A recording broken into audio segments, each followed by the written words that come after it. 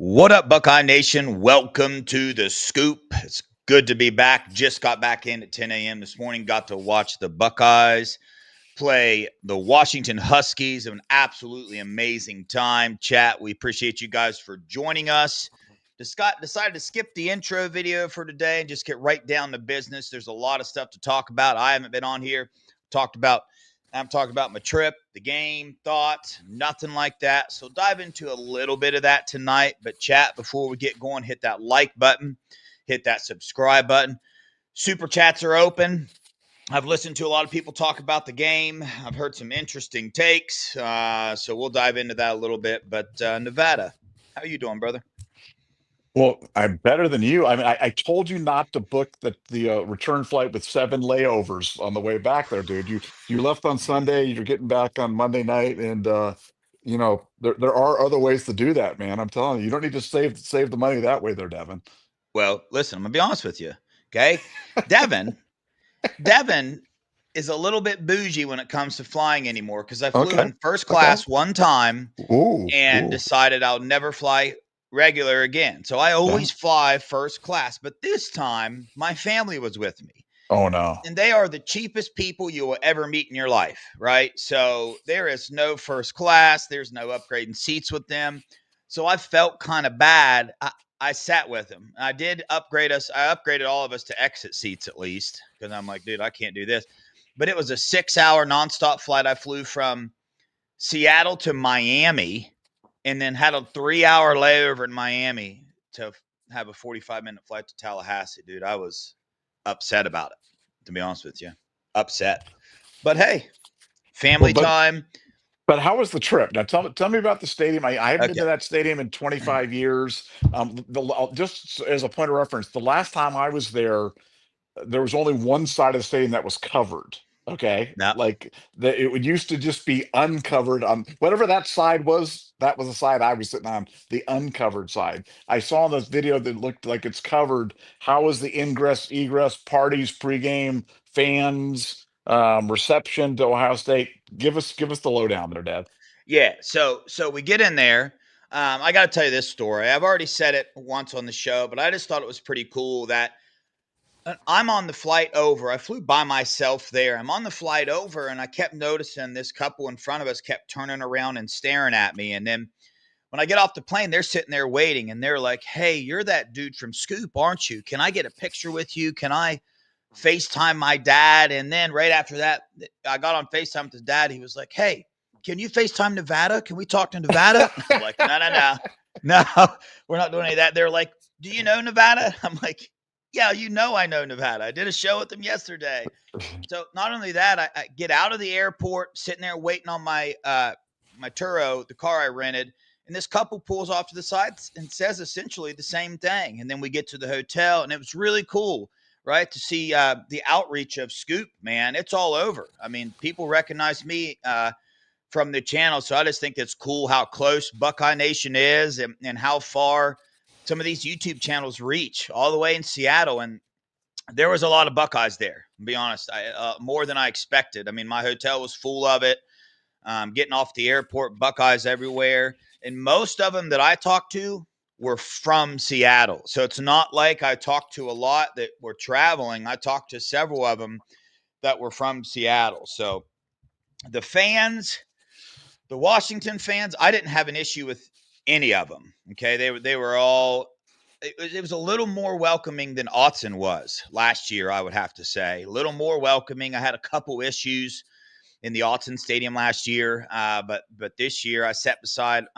My tickets were. I was the only Buckeye around. I was sitting in the middle of a bunch of purple. So anyway, we did the cruise, which was absolutely amazing. The cruise around the lake, got to see Mount Rainier, a boat full of Buckeyes. I briefly did the live stream from the boat, so those of you that watched that, you got to see that. That was a really neat experience. And pull up to the stadium.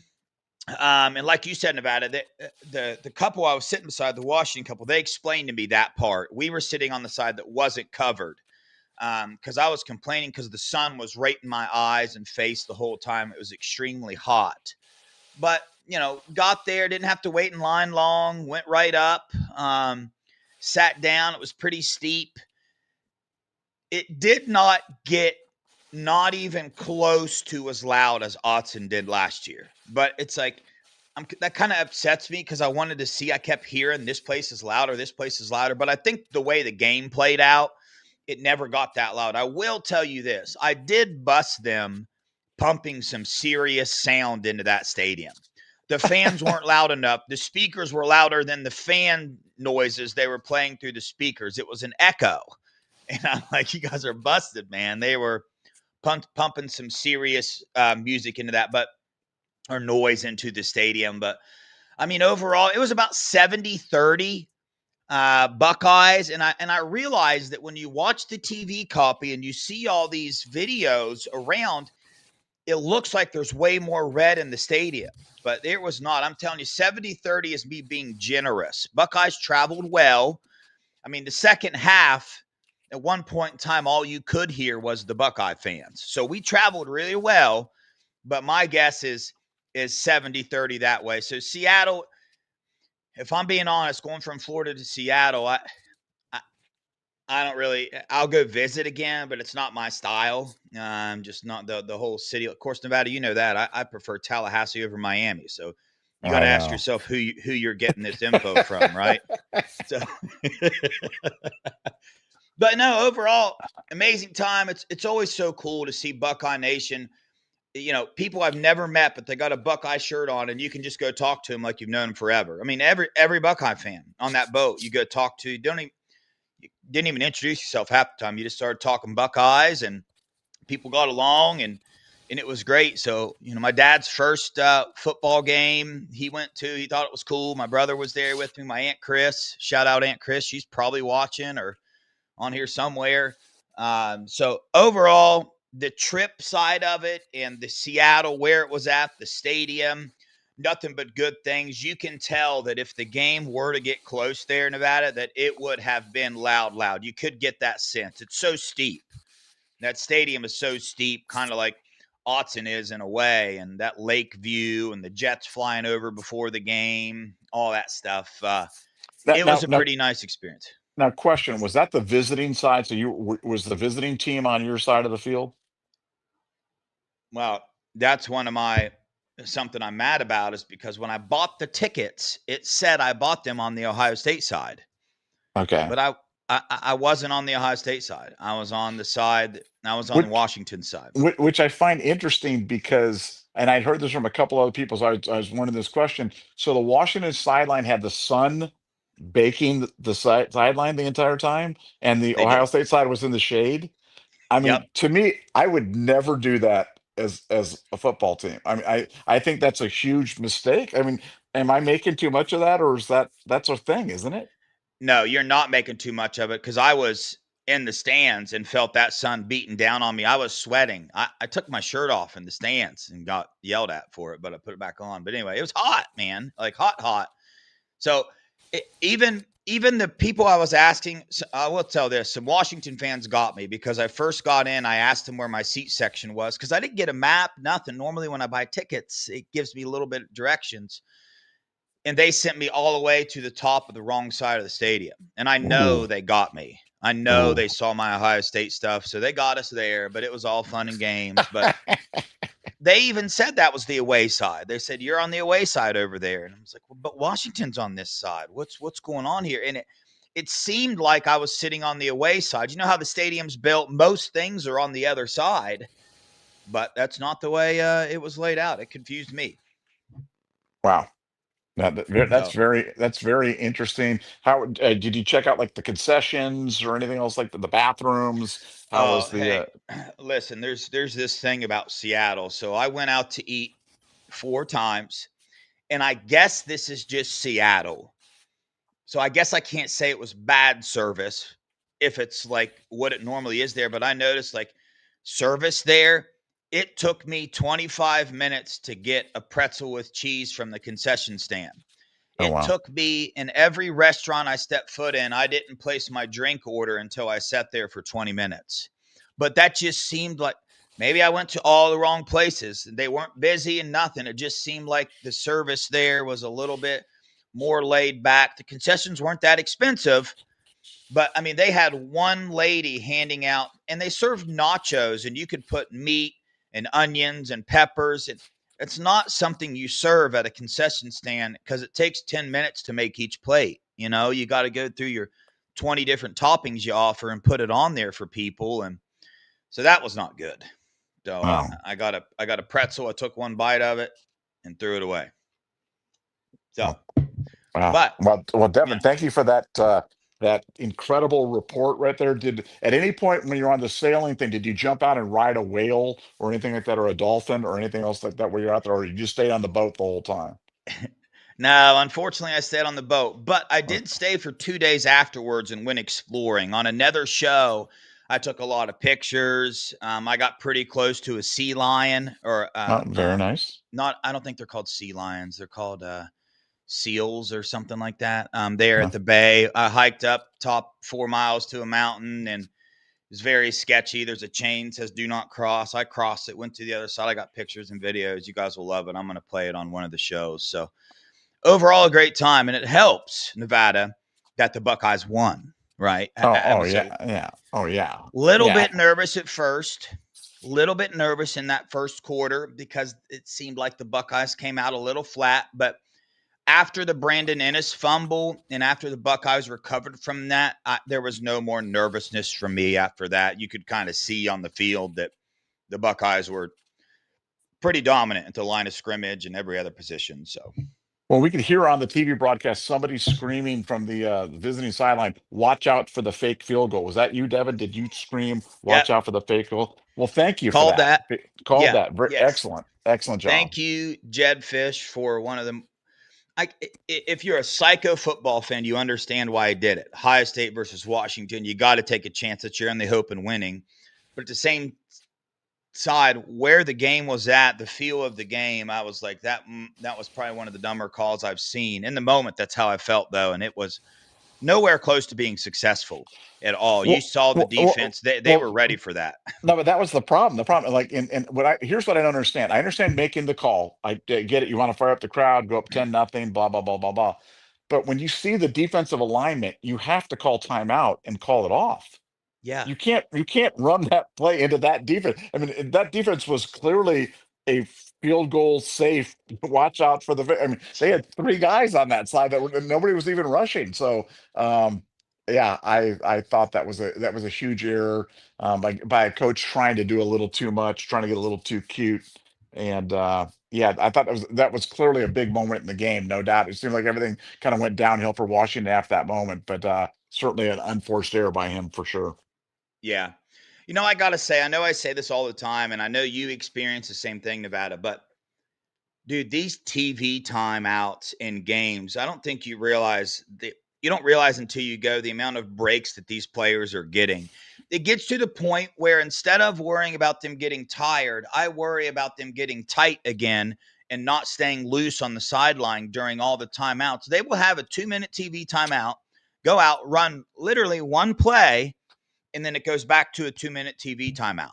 And it's just like most of the time, it just feels like you're sitting there idling. And you saw the Ohio State players, Caleb Downs on all the TV timeouts. He stays sprinting and running, and but he was the only one I saw doing that. Everybody else just kind of chilling.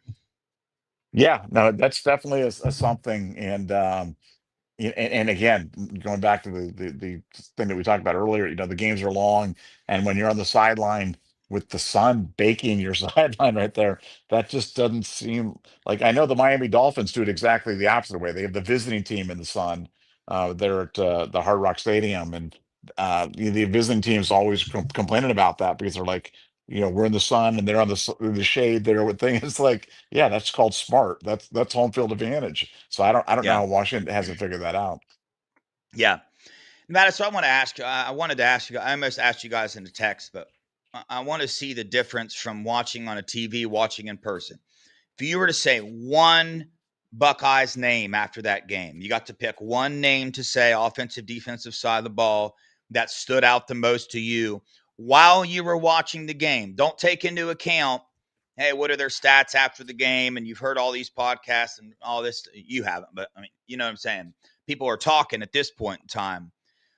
What's the one person's name that you, while you were watching the game, you were like, holy crap, this person is just winning every single snap? Well, to me, it was really two guys. It was Caden Curry and Arvell Reese. I mean, those two, just from watching the game, from forget the stats, forget everything. It just seemed like those guys were everywhere on the field, making every tackle. And I don't know. Were you able to catch that when you were at the game? Was it so obvious to you at the game, or did you just only get that kind of in a game review type of situation, or was it evident when you were there? No, the Caden Curry was very evident. I watched the line a lot. That's probably, if I'm not watching the ball, if I kind of get a feel where the ball's going, I'm watching the line. Caden Curry really stood out of just dominating every single rep. And I'll tell you this, that Arvell Reese, that play that he made on Damon Williams when they're down there close to red zone, I don't know what it looked like on TV, but live, that was a big time play. I don't know how he did that. I really don't. I thought for sure. I watched it play out, watched Arvell running towards him, and I got a little nervous, like this dude's quick because I've seen him in previous games, but Arvell took him down like it was nothing. So he is scary, man. Just that play alone right there tells you everything you need to know about Arvell Reese because he's what is he, 50 pounds heavier than that dude, 6 inches taller, and that dude could not outrun him. So, and then the other one, if I had to give another name, it's K-Mac. K-Mac also wins every rep. He's just dominant, dude. He's like a bowling ball in there. You just cannot stop him. So, Well, who stood out to you on offense when you were watching? I mean, the offense was kind of a mixed bag. Did enough to win. Wasn't particularly prolific, but who did you notice on the offensive side? Bo Jackson. Yeah. Bo Jackson to me live, and I don't know if this makes sense or not, but when I've watched Bo Jackson versus the other running backs on TV, I've thought, okay, he's better. But during that Washington game, watching them live, I don't know why this changed, but he went up like a whole two other notches above the other running backs. Watching him in person, watching the holes he hits in person, the way he operates, how hard he is to get down on the ground.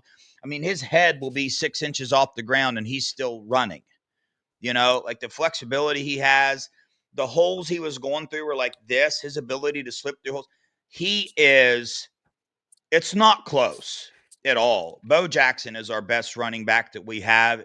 And I'm not saying the other guys suck by any means. I'm just saying that's how big the difference is. Bo Jackson stood out to be on offense. And obviously the Jeremiah Smiths, when he touched the ball, how quick he is, but that's given, man. And then Brandon Ennis on his screen passes he caught and his ability to shake free that fumble, he did what he needed to do to get me back on his good side, if that's the way to say it, because I was pretty upset with him at first. So you're on Team Brandon. You're fully on Team Yeah, Ennis as I the third am. one. I got you. Yeah, I have to say I wasn't exactly there when he fumbled there. I was on Team send Brandon to the bench, but he won me back over with that stuff. And I agree with you on Bo Jack. We talked about a stat last night. Bo Jackson's miss rate of making the first guy miss is 22%, and Golly. CJ Donaldson's 4. So it kind of gives you a perspective on how good CJ Donaldson, or excuse me, how good Bo Jackson is, just all around. Yeah, That certainly was a telling stat. yeah. I want to bring up two more things that I saw during the game, and then we'll dive into the unsung hero, even though we're kind of crossing paths a little bit here with the unsung hero thing, in my opinion. But number one, I don't know if you went back and watched the game yet, but I don't know how I caught this live. But number one, Julian Sane showed some of his legs this game, and I was very excited to see that. He has the ability to do that. We saw that, maybe not the fastest, but you watch his high school film and you were wondering, hey, we saw him get around in high school. Well, some of his runs look really good in high school. So we saw some of that. But I also watched him block for his running back on one play. I don't know if anybody else caught that or not, but Julian Same handed the ball off and went running down the field and laid a block for Darnell Tate. it might have been. It might have been for Yep. somebody. Yep. I haven't saw that. So that was one thing I wanted to bring up about Julian. He's just a gamer, dude. Just a gamer. And then Dude, my dude, Jaden Fielding, bro. when he, if you want to call it a tackle on the kickoff return, I don't know if you want to call that, but he stopped him, man. I mean, that was live. That looked nasty. I mean, he just got absolutely bulldozed over, but he brought it to the field. So the cojones to stand in front of that dude when he's running full speed and tackle him. Shout out, Jaden Fielding. That was a pretty good play, my dude. Pretty good play. Yeah, Jaden's quietly having a nice year. He's quietly, making the field goals when we need him to. And yeah, that obviously was a big tackle. And I liked his other kicks kind of going through the back of the end zone. So no, he's doing a nice job. And yeah, Julian, that was on that reverse to Carnell Tate in the red zone. Did a Mm, nice job, kind of screening him off. Nice little block there. And his running he was opportunistic. He improved our position on that one field goal. Got us to go 7, 8, 9 yards closer.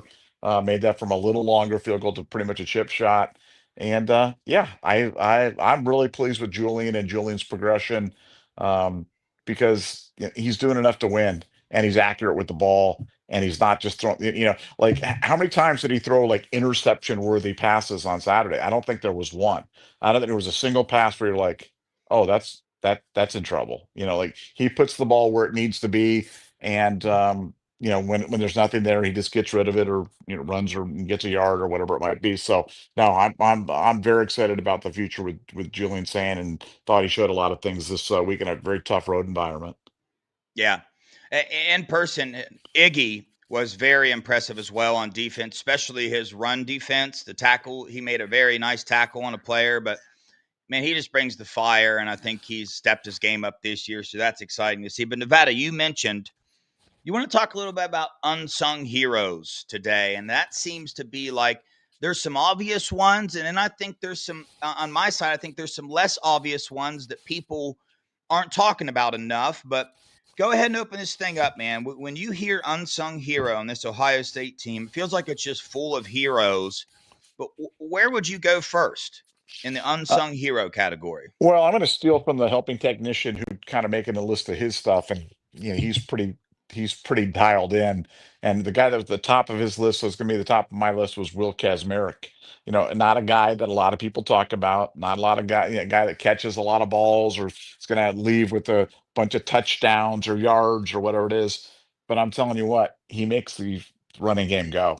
I mean, he is a devastating blocker, in the running attack. And when you look at the good rushes that we've had this year and last year, he's generally at the forefront of that stuff. And you talk about a guy that sticks his nose in there, and he just relishes, making blocks and freeing up other guys to kind of go do their thing. But Will Kazmarek, was a guy, and it was just so interesting because I remember the day that when he transferred. And I talked to one of my guys at Ohio State, and they're like, I said, "What do you think of Will Kazmarek?" He's like, just a guy, Jag, just a guy. And so I kind of went into it with that impression. Then as I've been watching him over the last couple of years, I'm like, man, he is an absolute vital cog to our Russian attack. And you cannot have enough guys like Will Kazmarek on your team. So yeah, he'll be my number one unsung hero. Does all the dirty work, doesn't get the stats, doesn't get the limelight, not going to score the touchdown, get the pretty girls, but does a lot to help the Buckeyes win on Saturdays for sure. Yeah, that's a good one.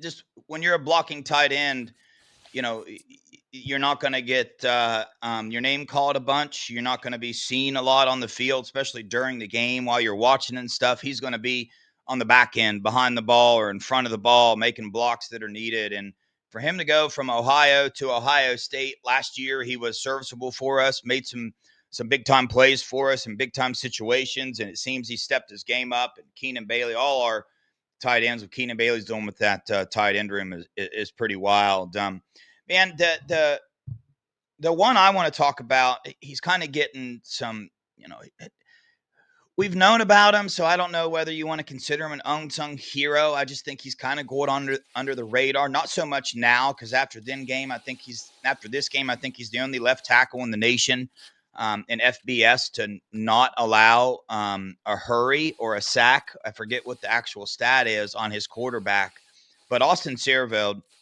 at left tackle, going from guard last year to left tackle this year, playing in that environment, playing in that stadium. I believe he was the highest graded PFF offensive lineman that we had. I believe so. But I just think what he's doing this year so far deserves more credit than people are talking about. And I realize that's a little different right now because people are now, we've talked about him several times on this show. So you get into that. Well, really, is he really an unsung hero? Because we talk about him all the time. But when I hear that word, that's just one I want to bring up because you get Ethan on the Onwell. We all thought he would be the left tackle. Then you hear about the battles in there, and our left guard ends up winning the left tackle job. And so far this year, he has absolutely dominated in what he's needed to do. Well, I think, look, the offensive line thing, it's an educational tool for everybody that looks and follows Ohio State football and follows this podcast. Because generally what happens is, and this sounds kind of obvious, but it's not obvious to a lot of people. Your left tackle doesn't need to be 6'8" with a 7'1" wingspan and 340 pounds. Yeah, that's the prototype. We all wish that we had Taylor Decker out there or something, but we don't always have Taylor Decker. So what you want to have is you want to have your best player out there at left tackle. And so that means Jack Muhort, who a lot of people had pinned in as an interior guy, center or guard. He was a terrific left tackle at Ohio State. Rob Sims. Rob Sims, 6'2" or whatever, went on to a great NFL career, but not anything that didn't look anything like a classic left tackle. We beat the mighty Miami Hurricanes, won a national championship with Rob Sims at left tackle. So Austin Seyerveld, he's your best player, and they've just decided that it's the most important position. You put your best player out there, and this is a guy that, I mean, it wasn't highly regarded coming out of high school. If I would have offered you odds that he was a starting left tackle for Ohio State and playing at an All-American level, I'm not sure what kind of odds I could have gotten on that, but they would have been incredibly long. I guess the moral of the story is you just never know. And yeah, the stat is obviously not a lot of sack, hasn't even a lot of pressure. He's the Yep. only left tackle in all of college football that has not even a lot of pressure in 4 games, which is absolutely amazing. And the way we know that is because you never hear his name. His side of it just gets erased. He actually knocked this guy out of the game. I don't know if you saw that in the game, like knocked him out of the game. And It did.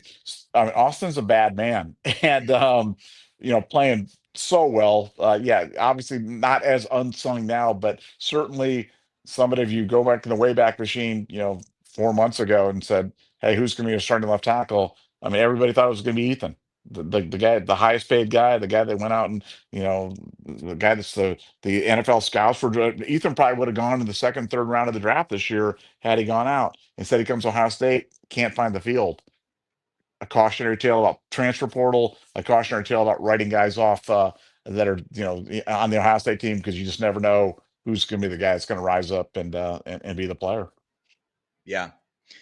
Matt, I'm gonna do something a little different here because this is I've been wanting to talk about this. I'm gonna do an unsung position group here, and this is one of those situations where not so much here. We've seen what this position group has been able to do since the season started, but before the season, everybody was freaking out, and now this is, you could argue they're the number one defensive line in the nation with what these guys are able to do, with what Caden Curry did this game, K-Mac, and Kenyatta Jackson, and also unsung hero individually in that group would be Tywan Malone. Not that he's playing at an elite level by any means, but he has stepped up.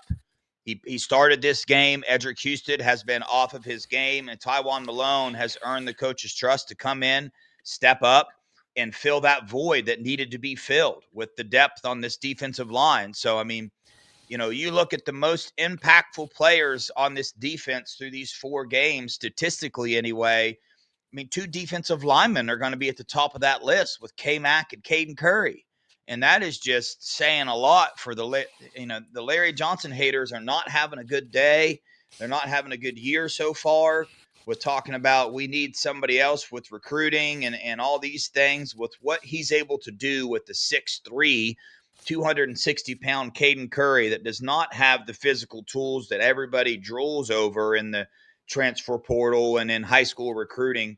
what he's able to do with him is, he set the Ohio State record for tackles for loss in one game. 5 tackles for loss in one game, 3 sacks, another one at the nose position, over the at the nose guard position. I mean, what this defensive line is doing is exceeding my expectations. And I wasn't one of those fans that was freaking out by any means.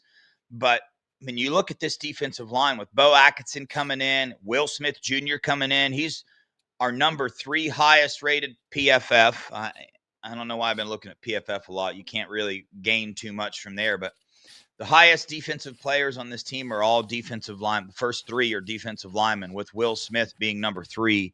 So I know I cheated there, Nevada, but I just feel like this defensive line from preseason to now, on for some fans, has to be absolutely night and day, because we are getting the job done. This red zone defense is scary, and that's crazy to say.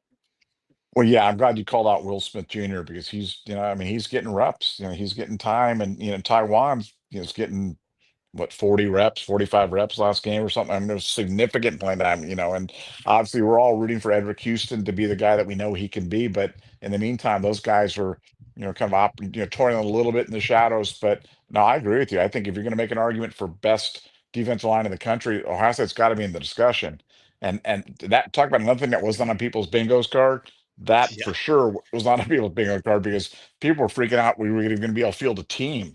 Like, like we might as well cancel the season because we don't have, whatever defensive ends or defensive. I didn't know what or fire Larry Johnson now, and I don't know where all that stuff is now, but yeah, defensive line's playing at a high level, and that, certainly exceeded everybody's expectation. I want to point out another guy in the defense while we're talking defense, a guy that helping technician had kind of mentioned this before, but Ryan Day came out today at the press conference and singled him out, and that's Aaron Scott, and talked about he has been the first one down the field on kickoffs like 13 straight times or something like that, some ridiculous stat like that.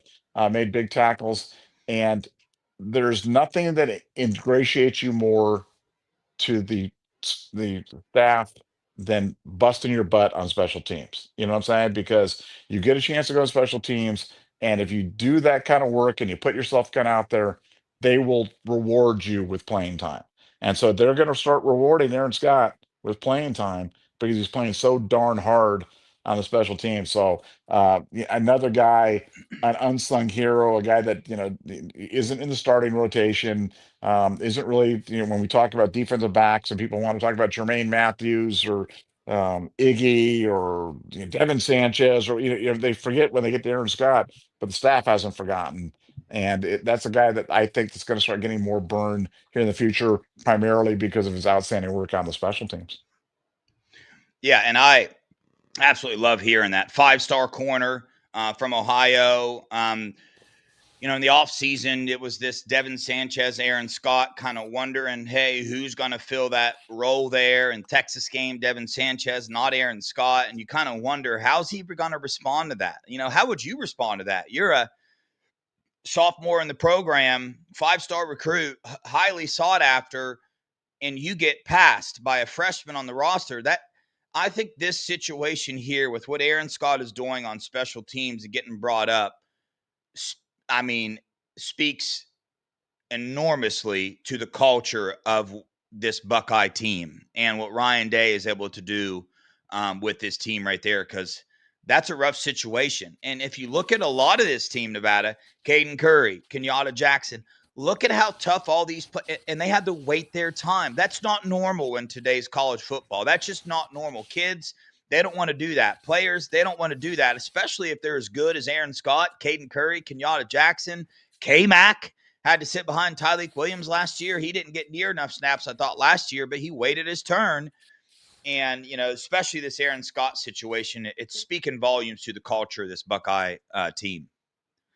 Well, especially in this age of the portal and NIL, where if those guys put themselves on the market, what could guys like that command out there in the open marketplace? I mean, heck, George Fitzpatrick, the guy that was buried so far on the Ohio State depth chart that nobody even know who he was, he's getting like $1 million, you know, this year. So I mean, it's crazy how much money these guys can get if they put themselves out there. And yeah, it worries me a little bit with a kid like Malik Hartford, who we saw neck and neck, with McLean for that other safety spot.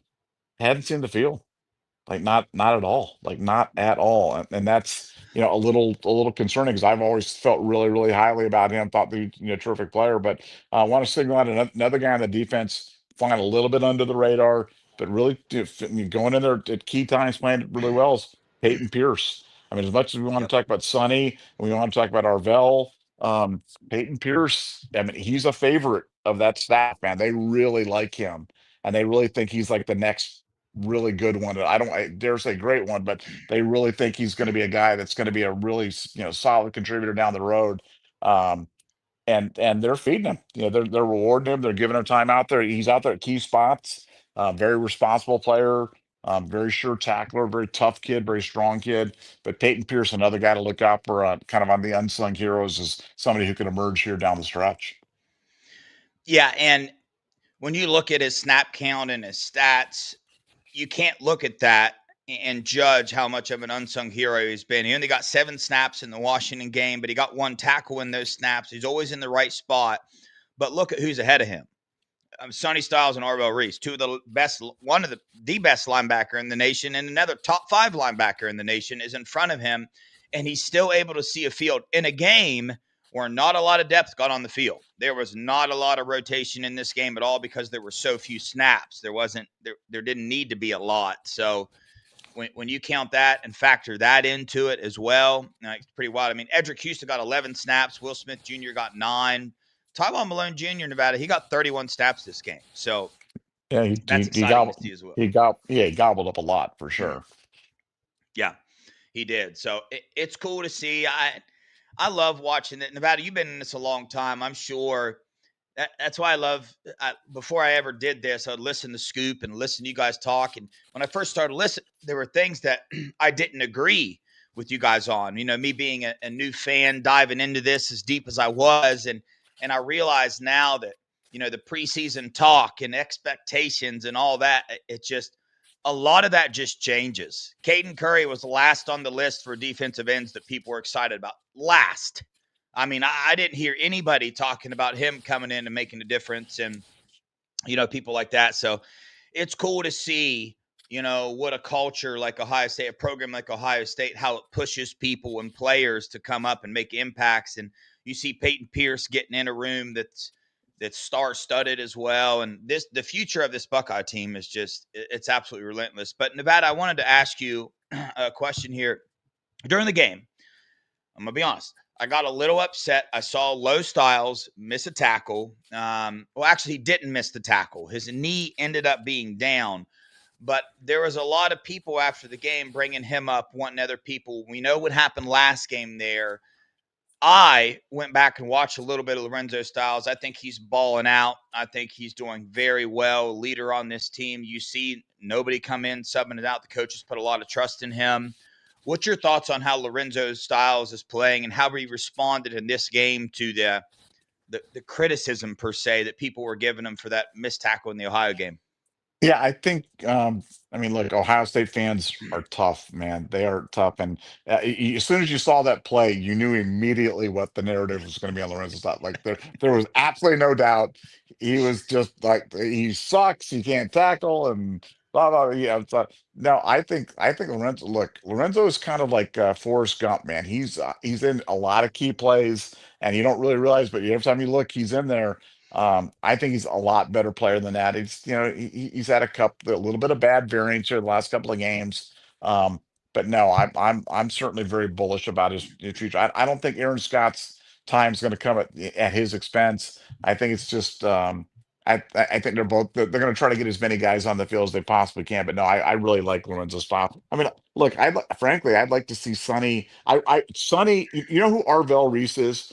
Arvell Reese is who I hoped Sonny Styles would be. Do you know what I'm saying? Mm. Like, Yeah. see how fluid Arvell is? Like you talked about when he shedded that block, went out to the open field, guy's gonna juke him, and he just doesn't have any of it, just stays with him the whole way, grabs him, throws him down the ground like a small child. And you know, Sonny just always seems a little stiff to me. And again, I'm picking nits or whatever it is, but I mean, Arvell is the best linebacker in the country. I don't think that's hyperbole. I think that's an absolutely appropriate statement. I think he is the best linebacker in the country, and I think he's so much better than Sonny. And again, I'm not digging on Sonny Styles. I'm not like, oh, this is bashing on Sonny Styles, but um, I Sonny doesn't seem to move the way Arvell moves.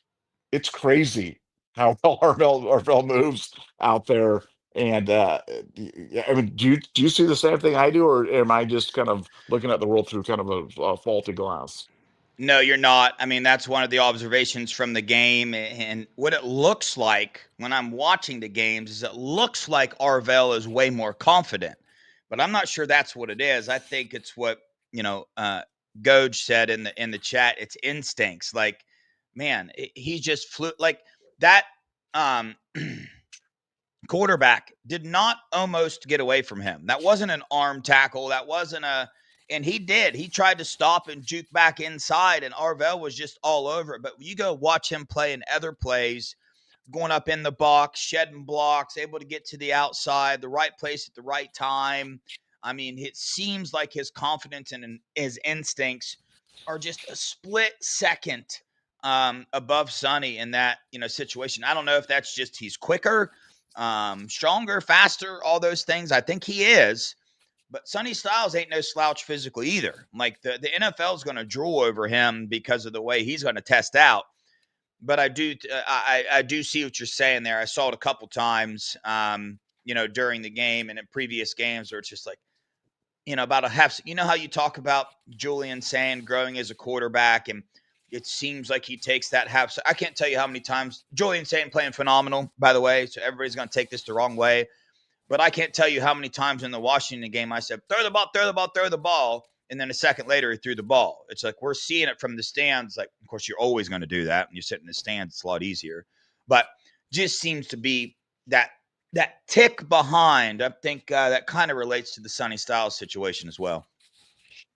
Yeah, well, I agree with on Julian. I think Julian's just being a little careful. He's taking that extra little pat of the ball before he's delivering it, and I think I agree with you. I think that's why Max Clare on those plays is getting so close to the sideline. That Mm-hmm. ball could have been thrown a beat quicker, and he doesn't have to make this miraculous drag your foot type of catch and stuff like that. And but then other times, like on that screen pass to JJ for the touchdown, it was right there. Now he had Oh to yeah. deliver it at that point, but that was perfectly timed up and perfectly thrown, and short little pass, but that one took to the crib. But yeah, the funny thing is kind of interesting because Arvell just I mean, Arvell moves like your little nephew playing pee wee football out there in the safety spot out there. The way he just kind of so fluid, he just kind of goes there, Yeah. attacks the ball carriers, and just kind of throws them down.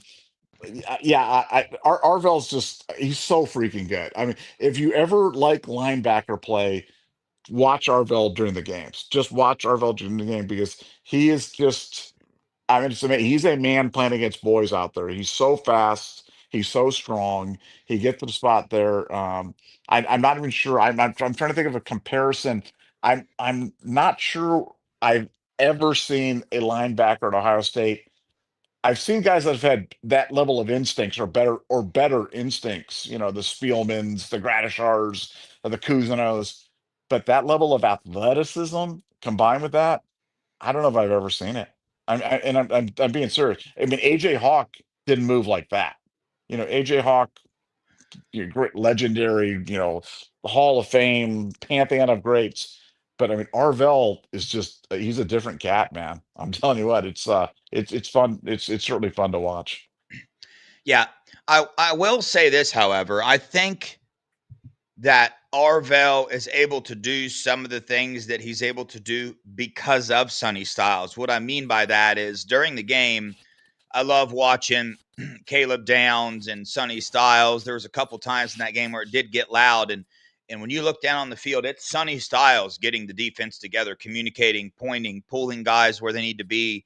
Caleb Downs doing the same thing, and it's really cool to watch. We haven't talked about Jalen McLean much yet, but it's cool to watch him do the same thing. The communication on the back end and the entire defense is absolutely phenomenal. And I think Sonny Styles' ability to orchestrate that, be the leader of this defense, allows Arvell to play at the speed he's playing at because he's making sure everybody's lined up in the right positions, doing their job. And if Sonny is doing his job, then Arvell can completely unleash and do what he needs to do. So that's a little bit of that, there. That's what I see. Sonny Styles, that the thing you don't really get to see much is his leadership of this defense. Next time, when you rewatch this game, people in the chat, watch Sonny Styles' communication. Watch what he does back there, and he is pivotal for this defense. I think he's one of the reasons why the defense is playing the way it is.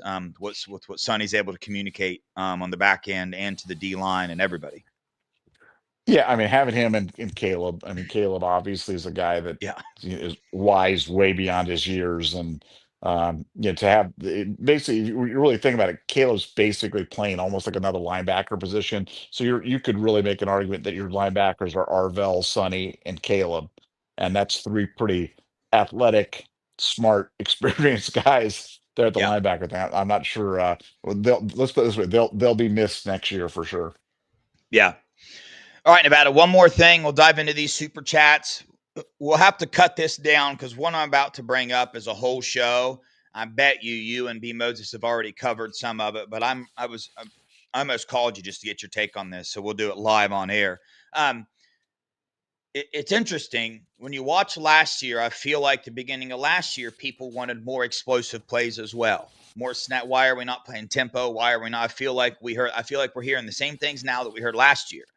And I think that if you really dive into it, it's you wonder if it's almost like a Saban like boss move by Ryan Day that a lot of other coaches aren't paying much attention to, and that's the snap counts and being at your healthiest in the playoffs and being ready and bringing Julian along slow and some of these other players bringing them along at a pace to where they can be their best win at the end of the year. The goal now is just to win the game, right? And they're able to do that. They're able to control the game on the defensive side of the ball, which allows them to not have to hurry up and make explosive plays. Now, I already know that Washington was playing like six deep the entire dang game, so they eliminated that for the most part. But still, if Ohio State wants to make explosive plays and speed things up, they could have done it. We saw that in the second half a couple times, speeding things up. There were some explosive plays, not downfield, but some of those crossing routes to JJ, catch the ball, dude's gone. So, what's your thoughts on that? You hear people questioning Ohio State's offense. When I hear people questioning Ohio State's offense, I personally don't. The fan in me, I want to see more excitement, but then it's like the football guy in me is like, okay, I understand this. Do I? I guess I'm trying to find out if I like it or not. And it's just like, it doesn't really matter if I do or not. Ryan Day won a national title doing it last year, so I think I'm going to buy all the way into that and agree with that. And but it does make me a little bit nervous that if there's ever a game where we need to, that our lack of attempting it previously in games that we could have will harm us. What are your thoughts on that? Well, let me start. A lot to unpack. Let me start it with a question. You were at the game, and you could see stuff that we couldn't really see on the television broadcast. But my sense was that Washington was playing that shell defense where they were playing those safeties back and not Mm-hmm. not trying to allow JJ over the top. Is that what Yep. you were seeing as well, or was that where my eyes deceiving me when I was watching the game? And that's what I was seeing a lot. Most of the Uh, game, that's what I was seeing. And if they didn't show up pre-snap, when the ball was snapped, there was a safety back on JJ's side. Yeah, So, and that's pretty much what teams have been doing to try to confound us in terms of playing those shells. And when you do that, that doesn't call for you to take the deep shots because that's somewhat problematic. So I think it's a couple of the things that you said, and then a couple one more tweak on it. They want to bring Julian along slowly. They want to manage reps and number of snaps and things like that. They felt that gave them a big edge come playoff time, that they were the fresher teams as they kind of went down there in terms of restricting number of plays. And the point that we talked about last night on our show, which I thought was a really good one made by the helping technician, was they want to use that time to coach up Julian on the helmet comms before every play. And if you go fast, you can't do that. If you slow down, you get that 10, 12, 15 seconds to talk to him, and tell him what's coming up next, what to look for, what his keys are, things like that. And they're really digging that they can do that with this young quarterback. And that's something that, before helmet communications, that was never a thing. That just didn't exist. I remember when I was in high school, I used to run over to the sideline to get the play. Like literally, you'd have to run over to the sideline. The coach would tell you the play, then you'd run back. Or if we really advanced it, we had somebody that would run in, like a wide receiver or something with the play.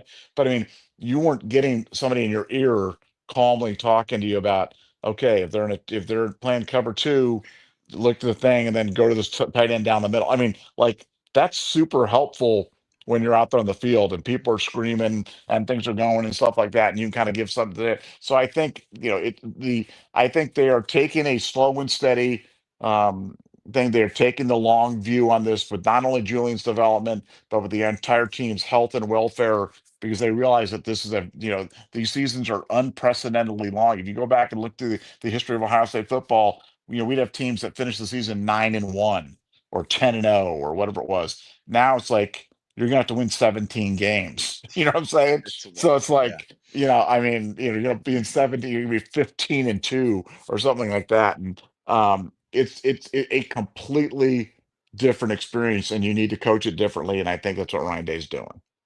Yeah. I mean, I can't complain about anything the Buckeyes are doing so far defensively preseason. I know you had the same take that we knew this offense was going to be fun to watch, but I think we were all more excited to watch Matt Patricia in this defense, and um, he's doing exactly what we expected, or more than what I expect him to do. And these players are, by the way, as well, like learning all the things that he's teaching him, the NFL concepts, the different packages, all that. That's a lot to change and learn for some of these players. So they've done a phenomenal job as well. This defense is the best in the nation. And this defense is, I dare say, better than our defense last year in some areas for sure. So we'll see when it gets down to the playoff time. We'll see, because that's when it's really going to count. When you're at the end of the season, are you able to still play at the level that you're playing right now? Offensively, Carson Hinsman is the best center in the nation and sneakily having an All-American type of season so far. At least I saw that based off some stats I saw floating around Twitter and all those other places. And he's on the PFF thing. He's our number one, pass blocking um, offensive lineman on the team right now. So this offensive line stepping up. They all have another year of eligibility, which Nevada has said multiple times. Wait till this team next year, man. If we can keep some of these people, Arvell Reese, Caleb Downs, K Mac, Caden, keep some of these guys back that we can keep back anyway, watch out. But this year, I'm excited. Julian saying they're going to keep turning him more loose and more loose. I wish they would have done that a little bit more earlier in the Washington game, but they ended up doing it, and he does the right things, bringing him along. You got to trust Ryan Day, trust Larry Johnson, trust his coaching staff. It's great to be a Buckeye, man. End a 22-game winning streak at one of the hardest places to play in the nation. First time starting quarterback. The number one offense, they went in, held to 6 points, and they should have only scored. Well, they probably should have scored more with the penalties that were going on sometimes, but they did it. It's good to be a Buckeye. Nevada, we'll dive into these super chats. You got anything to say to that before we dive into these super chats? No, no, well said. It's good to be a Buckeye, and we're 4-0, getting ready to be 5-0, and get Ryan Day the greatest winning percentage in college football history on Saturday. Yeah.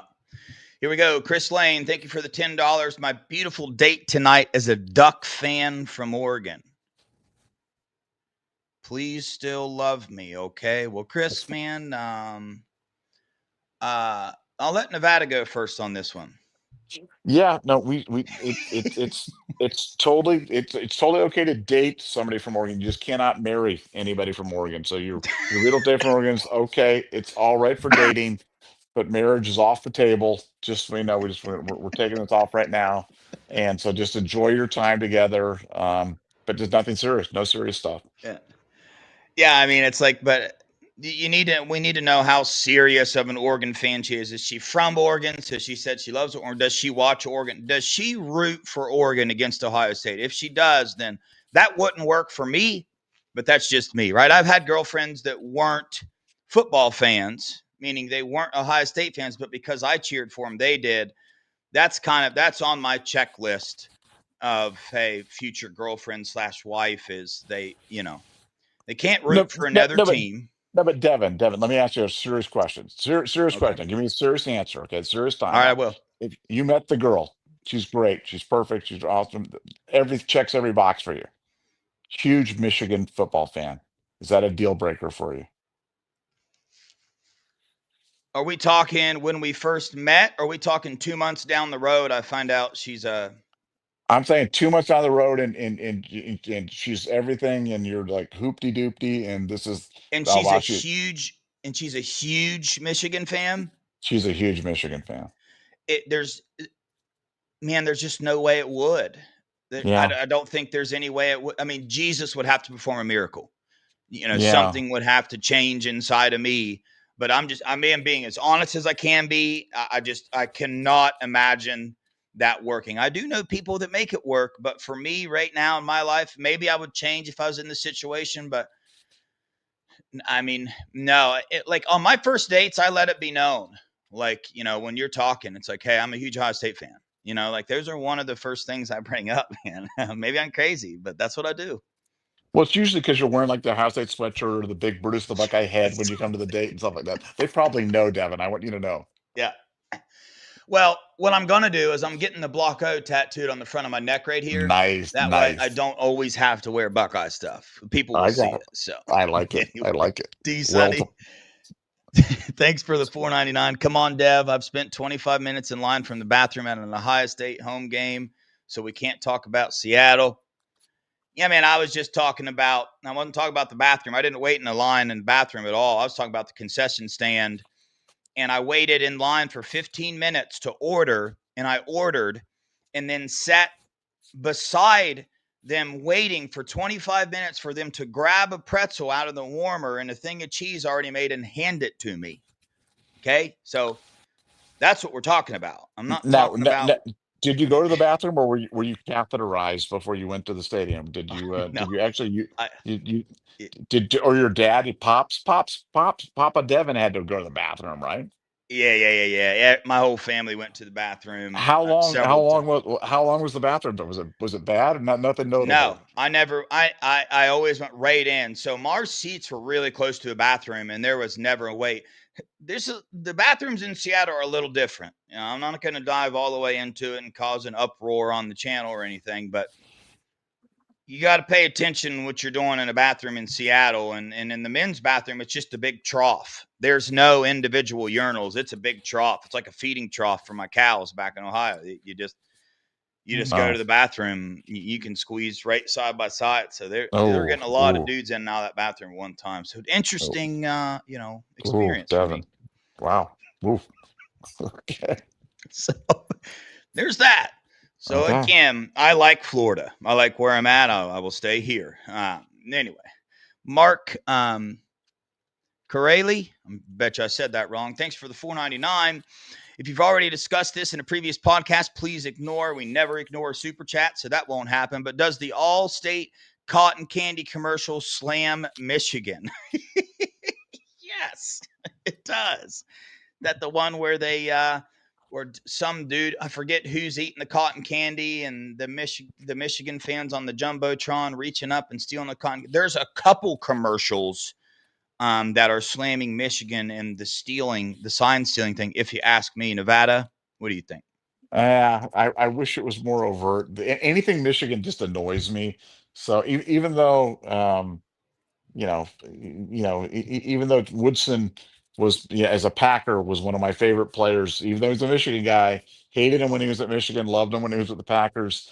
But yeah, I mean, I just that commercial. I don't know why that commercial bugs me, because everything about Michigan bothers me right now. And so every Yeah. time I see that on, it doesn't amuse me. I'm not tickled. I'm not like, oh, that's so cute, or that's something. I'm just like, I'm in. No, it makes me not want to use Allstate or whatever the heck that they're trying to sell.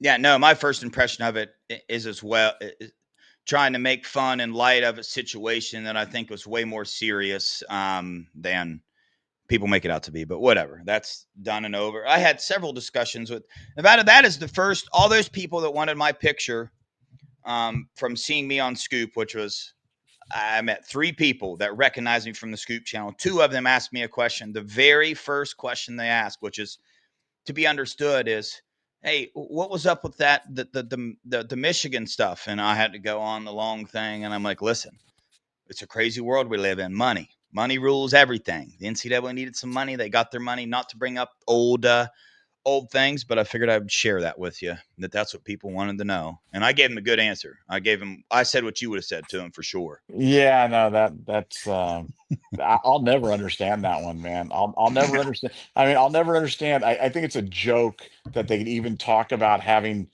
postseason bans still in the bylaws now, because if this one didn't qualify as an aggravated failure to monitor repeat offender, then nothing will ever qualify for bowl ban. And if anybody gets a bowl ban, they should scream to high heaven because Michigan skated with a fine. So Well, the they need to change the legislation and take it out, because it's a joke at this point.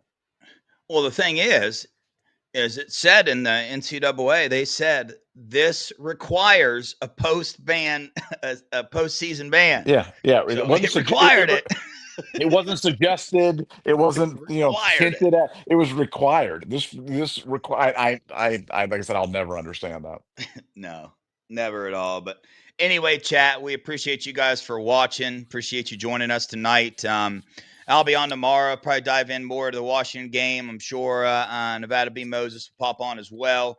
So appreciate the super chats. Don't forget to hit that like button.